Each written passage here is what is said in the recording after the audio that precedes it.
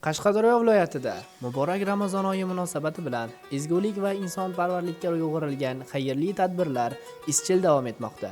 Xususan, Qashqadaryo viloyati hokimi o'rinbosari Farhod Ko'shakov hamda viloyat bosh imom xatibi Rahmatullo domla Usmonovlar tashabbuslari bilan turli konferensiya vakillari istiqomat qilayotgan xonadonlarga tashriflar amalga oshirildi. Ushbu tashriflardan ko'zlangan asosiy maqsad yurtimizda hukm surayotgan tinchlik va totuvlik muhitini mustahkamlash, aholi o'rtasida o'zaro hurmat va bag'rikenglik tamoyillarini yanada kuchaytirishdan iborat bo'ldi.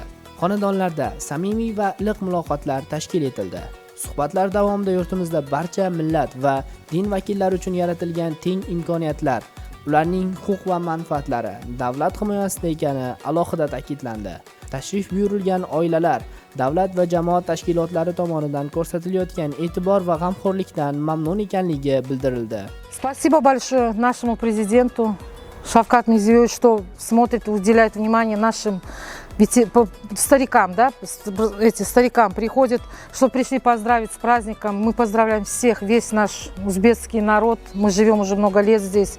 Всем большое спасибо с праздником. Желаю всем здоровья, процветания. И чтобы мир был на земле.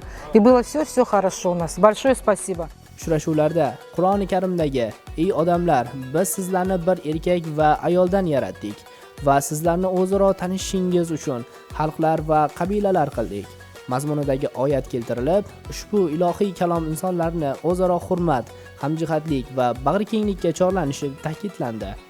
Zero yurtimizda turli konferensiya vakillarining ahil-inoq yashashi ana shu qadriyatlarning amaliy ifodasidir.